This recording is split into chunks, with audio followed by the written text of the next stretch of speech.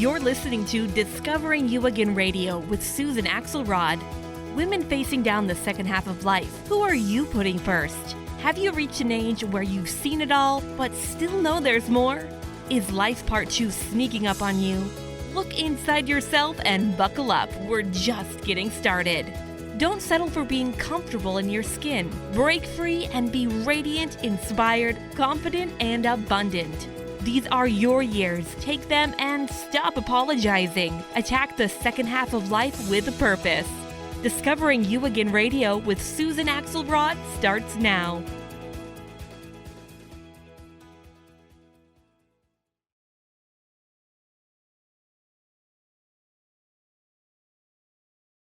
And with me, yay, Dr. Pat, Susan Axelrod. Whoa. Oh my goodness. Look, you are going to take us on a journey today. And I love the journey you're taking us on. So today we're talking about dispelling the passion myth. Yeah. Passion as a verb, not just as a noun. Passion, passion, passion. You know, so here's where we go. So there is a fruit named passion fruit.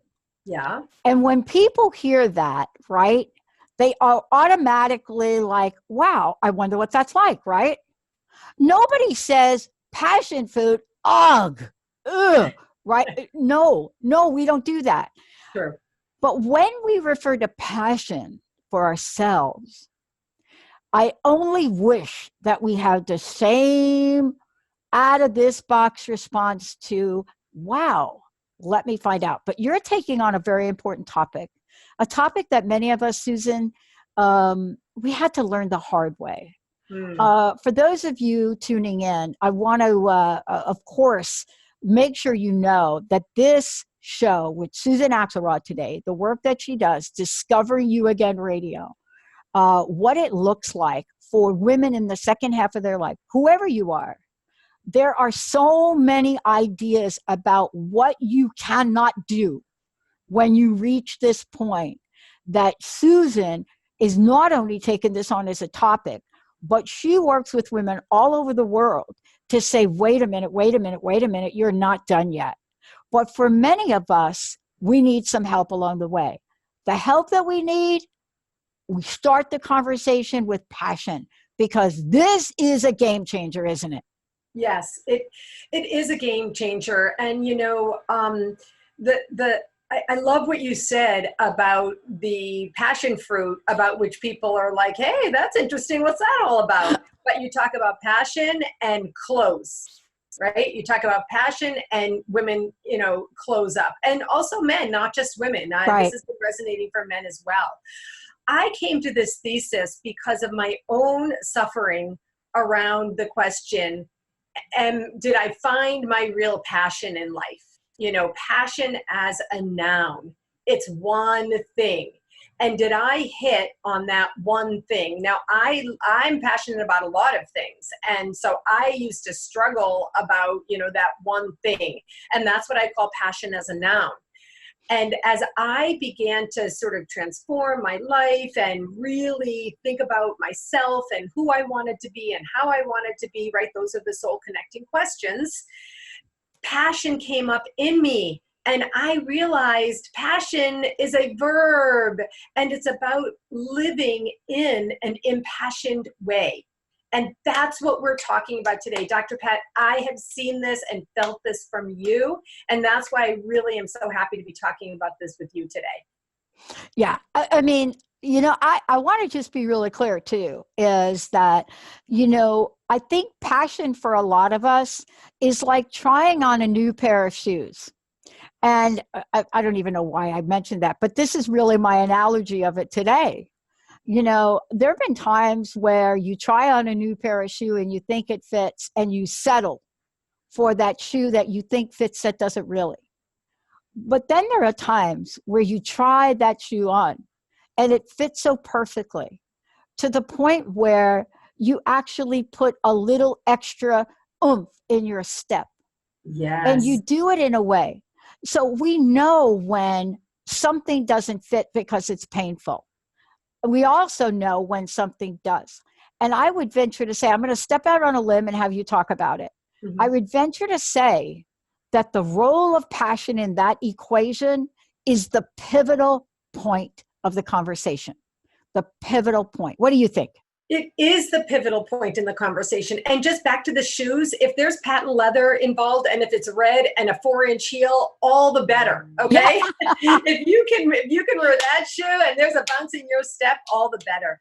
Passion is pivotal, especially today, Dr. Pat, when we are suffering.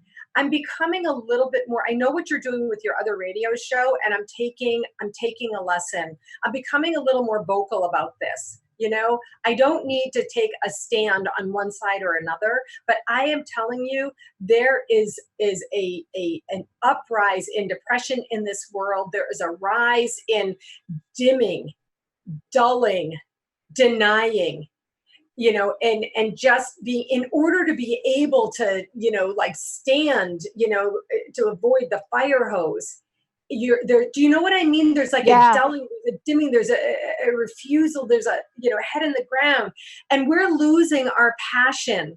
Now, if you talk to somebody who has a passion about the environment or about helping, I was talking to a client today, one of my clients, and she is so passionate about helping others by just being a listener to them. Just being a listener, that's what she wants to do. She thinks there's a need for that. And so that's one of the reasons I wanted to talk about this today, because I want to reach in and pull out that passion, because I think that we need this to activate people to make a difference today. Look, I want to tell you this. This is really a little example. So I grew up in an Italian family. I have, influence both on the Italian side and the South American side, right? In my family, right? My grandfather was born in Brazil. So here's what I remember. People ask me, why do I love to cook? And why do I love to cook? My grandma's recipe. Here's why. And maybe you can talk about the science behind it. Here's what I remember about my Grandma Balella. Here's what I remember about her. I remember spending days and days and days in her kitchen. I could tell you to this day what she wore. I could tell you her smile. But the thing that I want to talk about is what she expressed as she's cooking 3-day process of gravy and meatballs and sausage and the bread and the tasting. Every bit of it imprinted on me as a young child, a fever for life, unlike anything that I can even describe. That's passion. Now, if that can happen in the kitchen, what happens when we apply passion to our dreams, Susan? What happens? First of all, thank you for sharing that beautiful picture. I felt it. I felt that picture. And what we're talking about here, you mentioned the science of this, is well-being. There's a journal called the Psychology of Well-being. And there was research done on this very topic, the topic of passion. It's called harmonious passion, and the impact and effect that it can have on your life. And you just described it exactly. There was a well-being that you had, and the connection that is made. I'm just going to read it right here. Yeah. The definition of passion in this research is this: passion is defined as a strong inclination toward a self-defining activity that people like or even love, find important, and in which they invest time and energy on a regular basis. The passion is what keeps us going and leads towards our well-being. And what you describe is the example that I use. Actually, I teach this in philanthropy. What you described was a time in your life that you felt nurtured and nourished in both senses of the word, but you felt nurtured and nourished. There was well-being there. And that is a place that passion can stem from. I'm like, for our listeners who cannot see me, I'm going up from down deep inside to all the way up and out. And that's really why this is so important, because I think people are suppressing today. I think people feel nervous. I think they feel anxious. They're worried about a lot of things going on that feels very abnormal, feels very out of their control. And then they actually turn away from passion. But going back to connecting that sense of well-being that you had and bringing it forward to today, that's how passion can serve. Yeah. Look, I want to talk about this other thing too, right? Because we got so much to talk about. Yeah. I always get asked, and you must too, because you and I kind of have like a little similar personalities on the outside, right? I mean, every time I'm interviewed, I get asked questions about why are you so positive? Why are you so upbeat? Why are you, right? And I never really have a good answer because, the real truth is I'm not 100% sure why. But here's what I want to say about passion. I explained my grandma, right? Yeah. God, am I going to get teary-eyed about this? Okay. I want to mention Linda's father. I want to mention him. Now, look, my mom died at a young age. I was homeless at 17, and Linda's family literally took me in a lot of ways. Her dad, a big, stoic, tall Norwegian man, right? Björn. He taught me a different kind of passion. And this is what we're talking about today. See, there are 50 shades of passion. And sometimes they're like Grandma Belela, who takes a meatball, throws it on a plate, and she says, Manja, bambina. Or like Linda's dad, who says, hey, why don't we go in the garage and I want to teach you how to cut a 1/4 inch round on a circular saw. And the passion by which he demonstrates how to do that very calm and very peacefully doesn't undermine what passion is. When we come back, you're going to take us on a journey of passion leading to purpose, leading to the most incredibly perfect life we can imagine for ourselves. But the question really is, are you going to get all in? Susan Axelrod, that's for her to answer. I'm Dr. Pat. Get your passion on, baby. We'll be right back.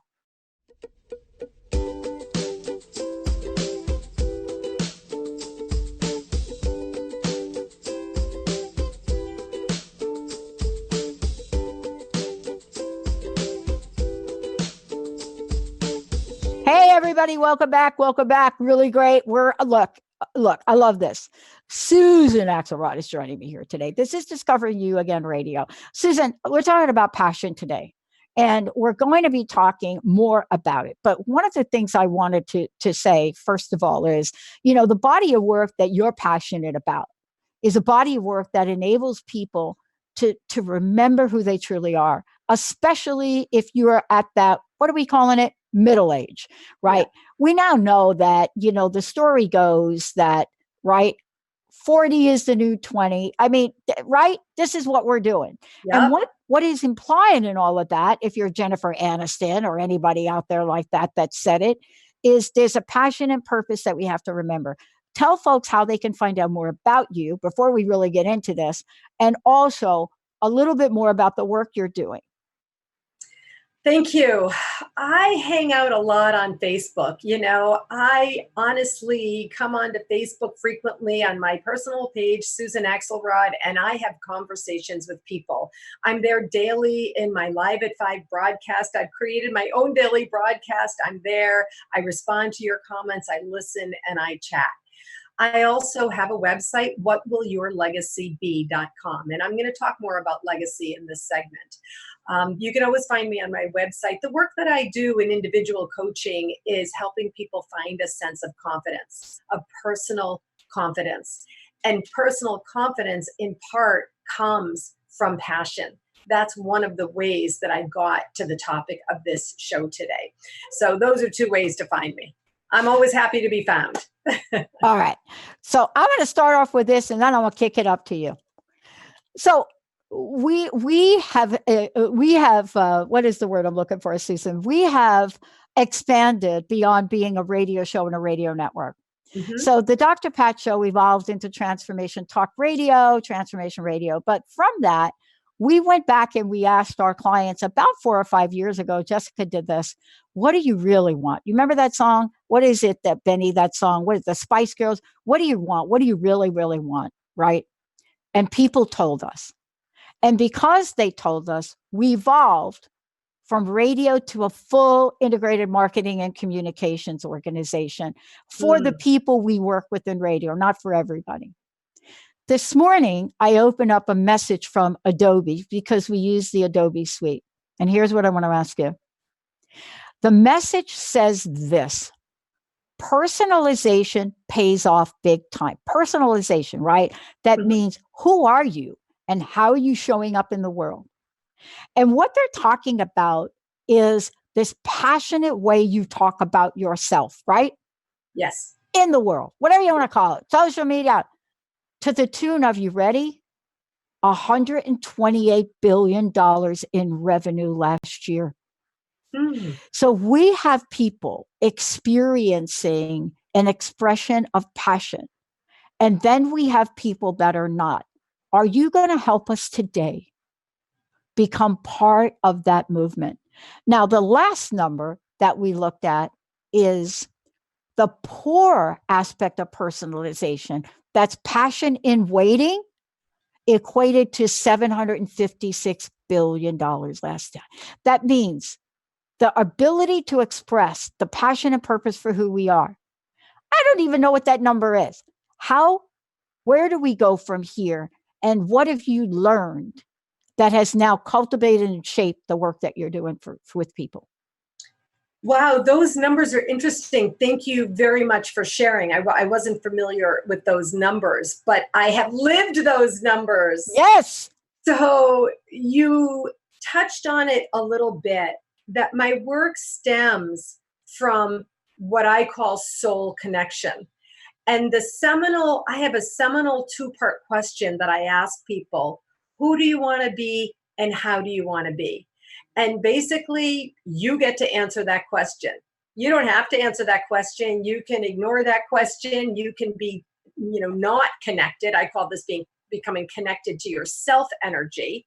Who do you want to be and how do you want to be? And that's what those numbers show.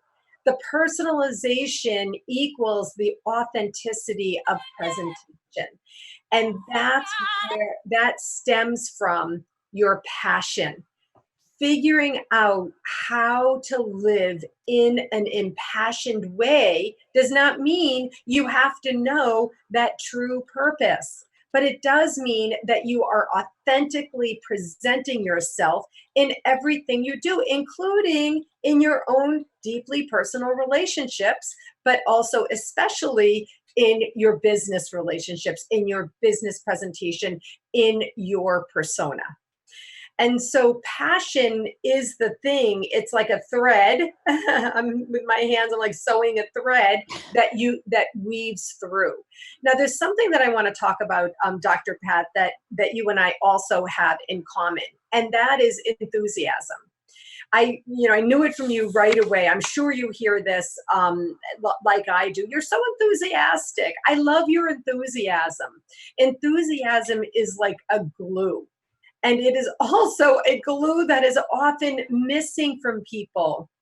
Being enthusiastic in life, having an enthusiastic voice inflection, having enthusiasm in your relationships, in your connections, in your engagement, comes from living impassioned, waking up, having passion for life that day. That doesn't mean that, you're not human and have normal tendencies to have a down day, or even, suffer from depression, or, have some difficulties or struggles. That's not what we're talking about, because we're humans.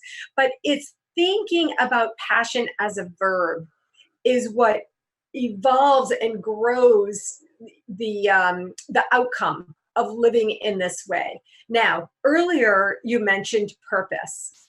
How do I connect purpose from passion?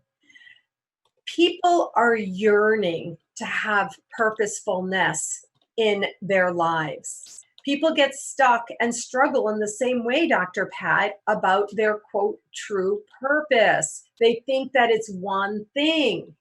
It's not one thing. It's the same idea where if you live with purposefulness in your life, it stems from being impassioned about things.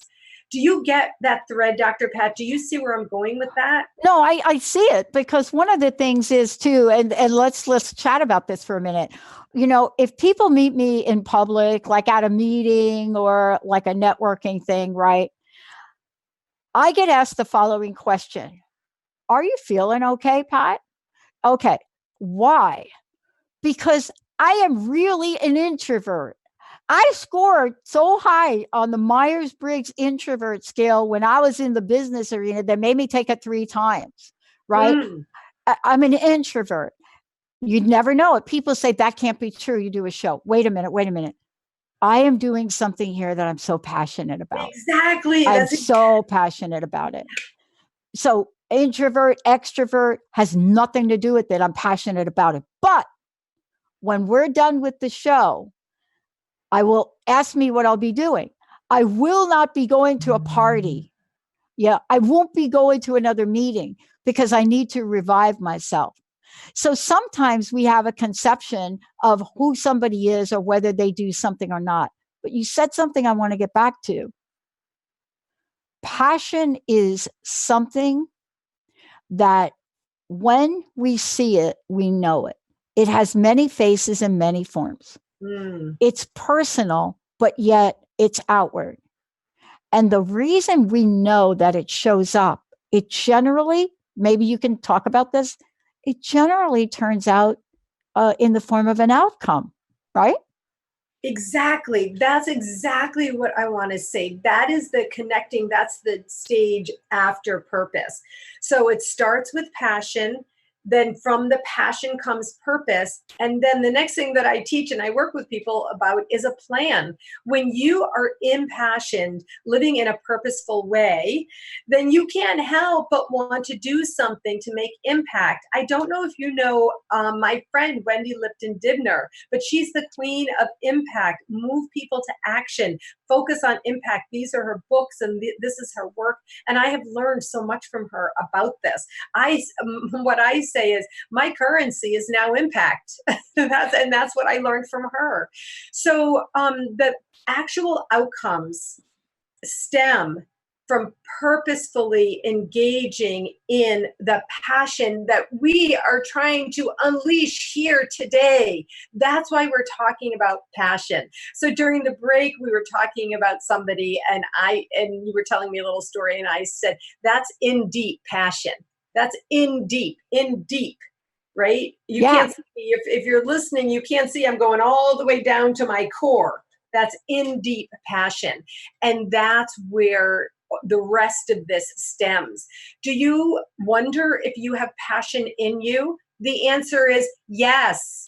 It is sitting there waiting to be discovered. And often passion is connected to our soul. So Dr. Pat, you've asked me about my work and the nature of my work and the body of my work.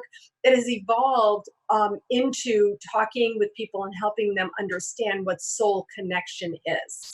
And that is how I learned it for myself. My soul was suffering. And so was my passion. People say to me this, maybe you hear the same thing sometimes. Oh, you look so good. You look better than ever. You look younger. You look like you're the reverse of aging. And the truth is, I'm not taking any products per se. It comes from being happier. Being happy comes from being in an okay state when you are living in an impassioned way for life. And I want to give people listening today, I want to give our listeners and our viewers on Facebook, hi everyone on Facebook if you're watching, I want to give you permission to find and feel that passion in you and allow it to become unleashed. And there's another word, Dr. Pat, that comes up for me all the time, which is release. So there's like unleashed passion and releasing the passion. Instead of having it be contained inside of you, you will find this sense of well-being that was heretofore unrealized. if you give yourself permission to feel passion. So Dr. Pat, there's just one more thing I want to say. Yeah, say it. I'm on a lot of Facebook groups, large Facebook groups of women, and the women in midlife are talking about the dimming passion. They're asking the question, how do I find my passion again? Or I'm feeling like I'm in a midlife crisis. This just came up. It happens all the time. And I hope some of them have found me and they're listening and they're reading my book and they're listening to what you're doing and watching you as an example. You know, you had this passionate need to start a new radio show to talk about something that was important to you. And guess what? Allow it to sit there. And guess what? What? I was over 50 when I did it. Yeah. When we come back. Exactly. Here's what we're going to do. So human beings make up this thing called time. And I want to say this: passion transcends any human factor, any human concept, and any human construct. And I want to say this, and Susan will talk about this when we come back. I have both failed and been passionate at the same time. I have both failed at something and been passionate at the same time. Because it doesn't actually even matter the outcome of something. The only thing, well, I don't know, Susan's going to talk about it. But in my experience, the only thing that has ever dimmed my passion has been me. Take a short break. We'll be right back. Susan Axelrod, we're taking it on. When we come back, we're going to let you know a lot about Susan, but more importantly, some of the really cool things she's got planned. The other thing is, look, if you are struggling with this right now, you could either go to transformationtalkradio.com and type in a question or make a comment, or you could call us at 1-800-930-2819. We'll be right back.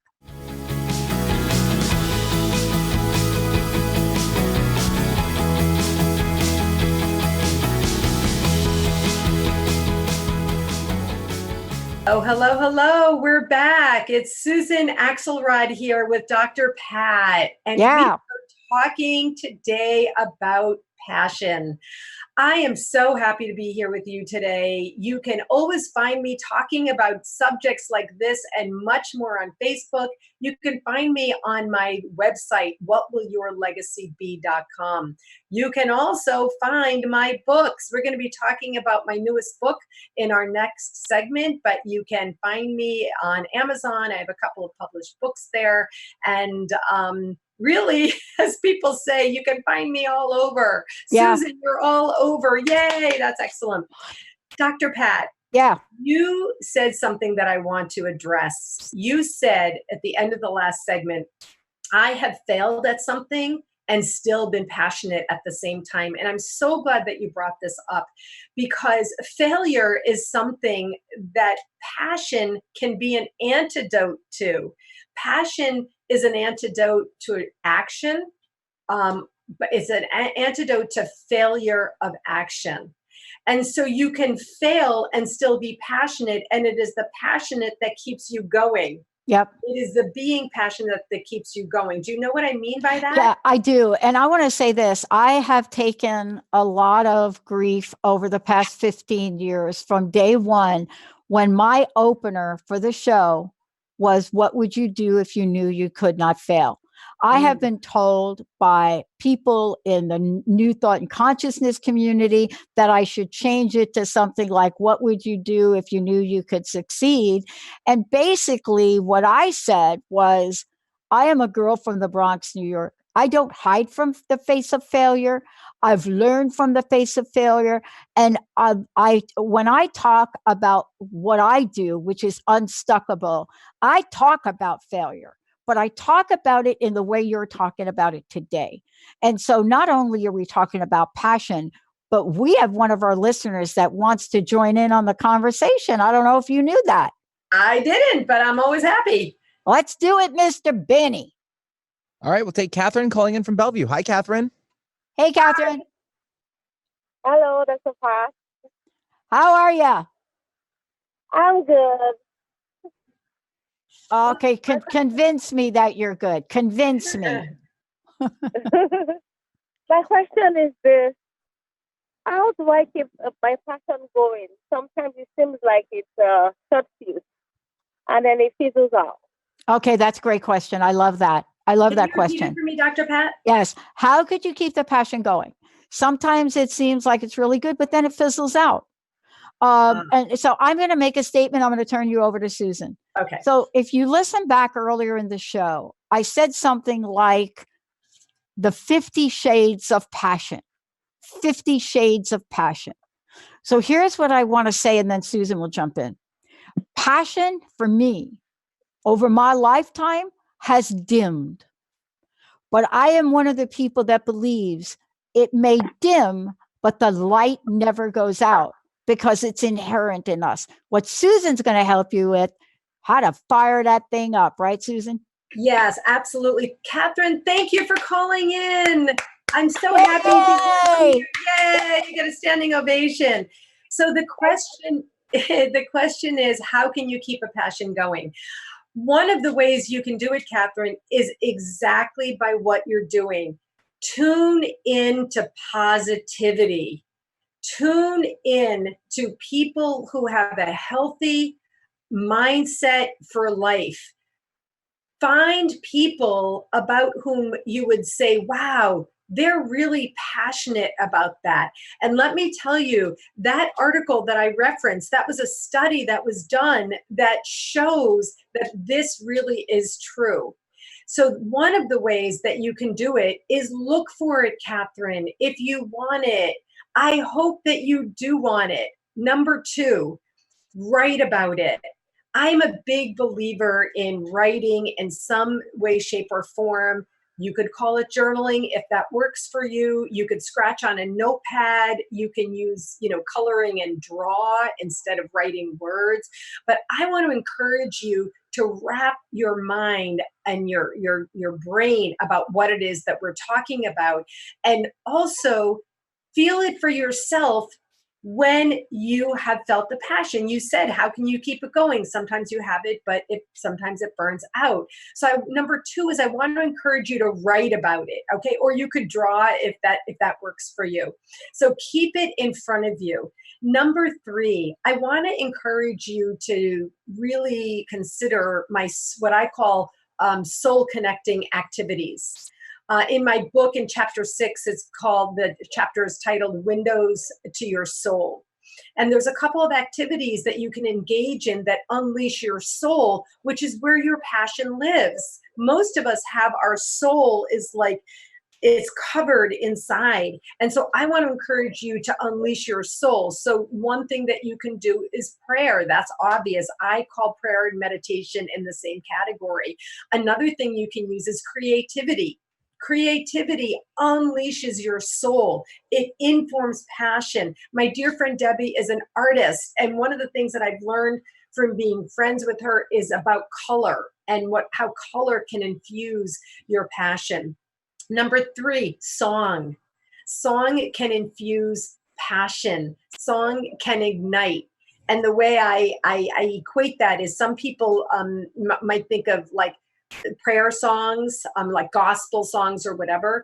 But I ask people to remember what it felt like to attend their first rave, or concert or dance party. That was pure passion being ignited when you were 14 or 15. The last window that I talk about is nature. I am a big believer of using nature, going out in nature.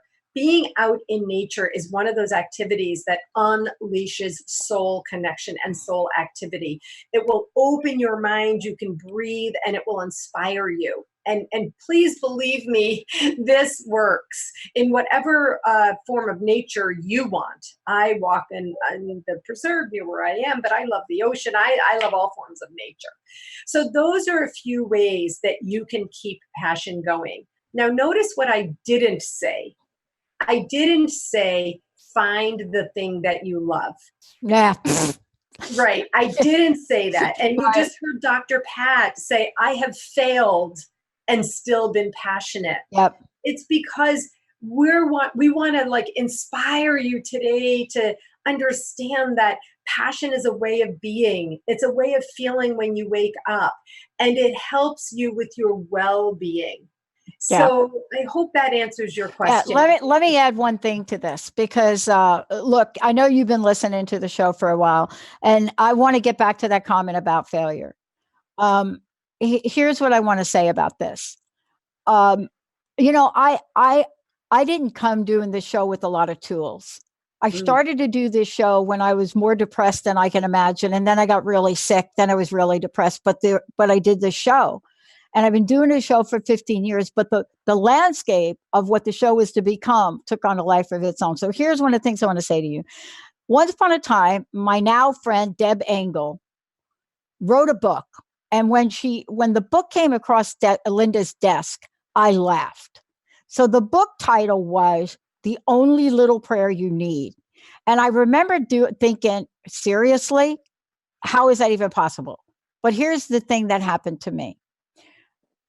All of a sudden, I get the book, I read the book, and I'm thinking to myself, this can't work. And, you know, because I was such a skeptic when I started this, I become a sponge. But here's what I learned, and you're going to have to apply this for yourself because it really is embedded in what Susan is saying. Here's what I learned. Gratitude and no other negative energy can coexist. None. It can't exist. But gratitude is elusive. So I started to do the prayer. So here's the prayer. The prayer was, thank you, God. Now, whatever you believe in, God, Allah, it doesn't matter. But here's what I learned from this and what Susan just said. I started to thank the universe for the thing that I absolutely believed I didn't have. And in your case, it's passion. So your mission, and this is what I did, your mission 70 times a day for 70 days is going to be walking around in your mind or actually, I was given the assignment to write it. Thank you, God. Thank you, universe, for my passion. Thank you for my passion. Thank you for my passion. Everybody say this to me. Susan, thank you for my passion. Thank you for my passion. Thank you for my passion. Catherine, where are you? I don't hear you. Thank you for my passion. Thank you for my passion. Listen to how you sound now. Yes. You got to do this 70 times a day, 70 days. I want to affirm this too, because my life, this is an affirmation that Dr. Pat is talking about, and it's going to be the topic of my third book, which I'm working on right now. This affirmation will serve and support you. I promise you, my life has changed in unimagined ways from using these simple affirmations. And the thing that I can tell you, Catherine, and to all of our listeners, because they think we're not talking to them, Dr. Pat, but we are. The thing that I can tell you is it can't hurt you. Yeah. And the other thing I want to say about this is, I no more wanted to thank God than the man in the moon when I was at my worst. And I got to tell you, I drove that ticket home. I was like, thank you, God. Thank you, God. Thank you, God. And I cringed. Right? Because deep down inside of me, I was, why me? Why me? But I'll tell you, within 2 days of thank you, God, and the passion wasn't the thing for me, it was something else. But I guarantee you, whatever the spiritual thing is you believe in, thank it for your passion. You got that, Catherine? Yeah, I did. Thank you so much. Yeah. Yay. Thank you. That was so fun. But we were talking to Catherine, but I hope that every person is listening. Yeah. Because these are simple tools and strategies. I'm pounding my hand. These are simple tools and strategies that you can use and apply for yourself. Yep. And see if they work for you. And when you do take in that big, deep breath in, and open, and then deep breath out, blow it out. And that's how this works. Dr. Pat just told us, I didn't even believe in, the statement when I was saying it. But Nope. eventually, an affirmation can serve to retrain your brain. And also, it stems from deep desire of wanting to feel better. And that's really my base teaching. That's what I was on a podcast interview recently, and I was helping these two younger women understand I just wanted to feel better. Yeah. So, Well, let's skip the break and let's go right to this, because we want to talk about, what you've just mentioned, right? So you have a new book coming out, because part of what you and I do is we have shows like this, but we also know that we ask people what they need and then we create it, right? yes. At one point in my life, I was thanking God for my failure.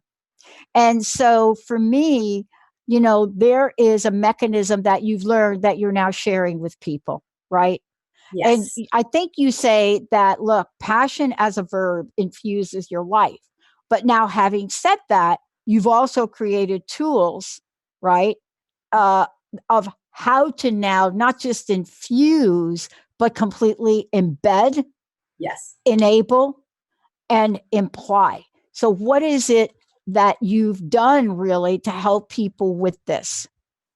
It's more something that was done to me than Ah, I did as I went on this journey that we're talking about. I used these tools and I really worked to unleash my own passion.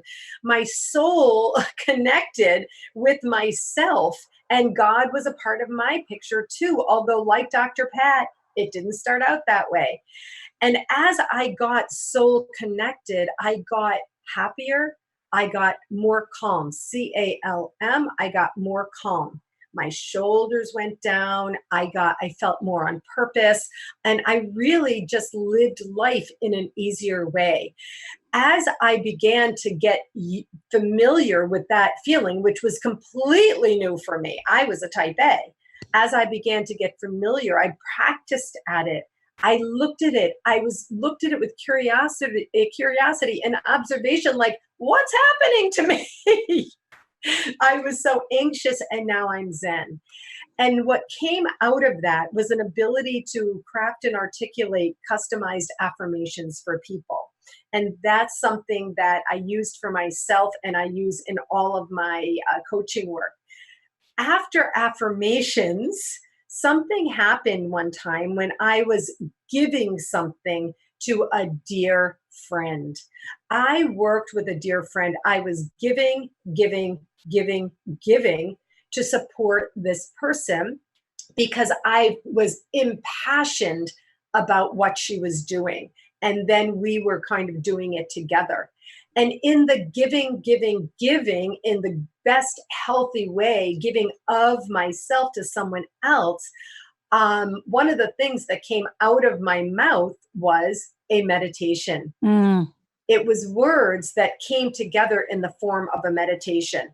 And let me tell you, Dr. Pat, when that I happened, know. I was like, what is happening here? I love when that happens too. It was I so, love that. it was organic, it was intuitive, and most importantly, it was helpful.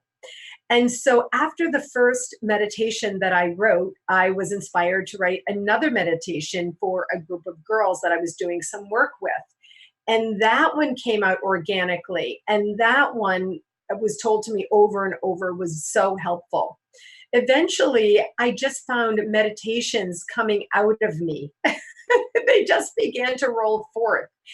And I learned through paying attention to my intuition, to my intuitive skills, being in an open breath place, that I could evoke a meditation when I needed one. And I swear this is true. One time I was on my way to a meeting. I could feel a meditation coming up in me. I pulled off the road to the side of the road. I voice dictated this entire meditation. And I was like, okay, that's done. And I came back onto the road and I went forth to the meeting. And then I pulled up on my phone the meditation that I had just voice dictated. So But the seminal thing that happened, the most important thing that happened, was something I'm really so happy to share with you and so grateful. Talk about gratitude.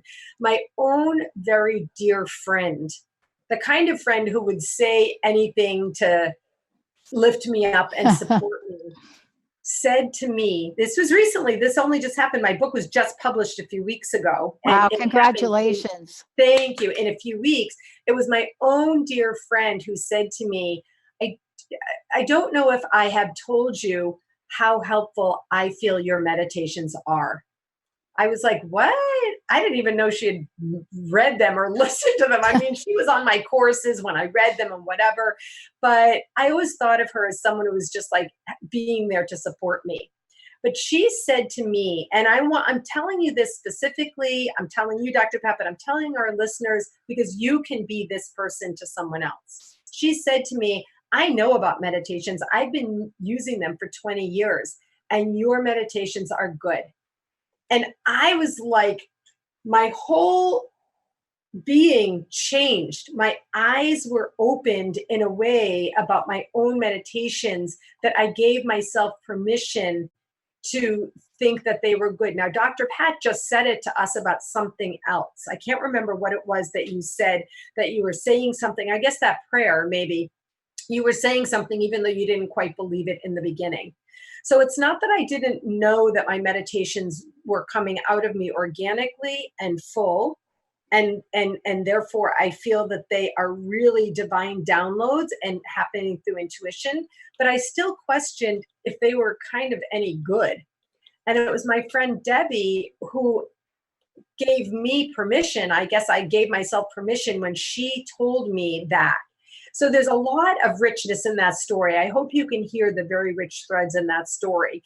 But what happened was I had 20 meditations already written. I use them in my work. I use them in my Facebook Lives. I use them in my 20-minute virtual Zen retreats. And I called the person who published my last book. I said, I want to do this book. And she was like, okay, let's do it. And I wrote the preface and I wrote the introduction and I wrote little introductions for all the meditations. And now I have a book. It was published within 3 weeks. It's a little book, just like my first one. I have to be honest. I gave my last one away. So I don't even have it. But I have my first book because this is my book that I've written in. So my new book is very similar. See how small it is? It's also a small little book. It's beautiful. It's called Meditations to Ease, Inspire, and Calm. CALM, calm. Wow. And so it's a book of meditations, and that's how it came about. It really can happen that way. Wow. Part of this too, and I know we've got about a minute left, so part of this too is to really present the message, just like when Catherine called in. Man, don't give up on yourself. Don't give up on yourself. It doesn't matter what age you are, what you're doing. Don't give up on yourself. First of all, we don't give up on you and never will. But you're so much more than you think you are. And it doesn't matter how dim the light goes. There's still always the light of passion. Always. It's in there. Right. Amen. Yeah. So what we're talking about is how to unleash it, how to reveal it. And that's what you've put together. And thank you for doing that. Congratulations on the book. I want to ask you this. What's your last message? And tell folks how they can get the book and things like that. Yeah, the book is on Amazon. Both of my books are on Amazon. My author name is Susan Lowenthal Axelrod. I decided to keep my maiden name as part of my author name. So you can find me on Amazon, but don't look for me. Just go to my website. Right at the top of my website, it says books. You can find them. The last thing that I want to leave with you is this. It starts with your breath, folks. It starts with your breath.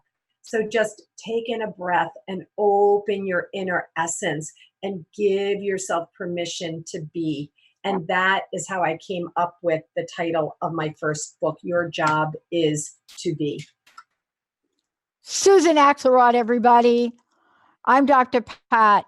Find today that glimmer of passion and smile about it and say, thank you for this. We'll see you next time. Thanks, Susan. Bye, Dr. Pat. Thank you.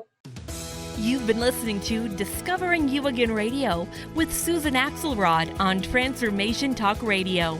Thank you for tuning in, and be sure to catch us next month on the fourth Wednesday at 11 a.m. Pacific as Susan Axelrod helps answer that burning middle-aged question, what now? Get ready to dive in and be radiant in your skin. Connect to a dialogue of fun, encouragement, and new ways to tackle your future. For more about Susan, go to www.whatwillyourlegacybe.com.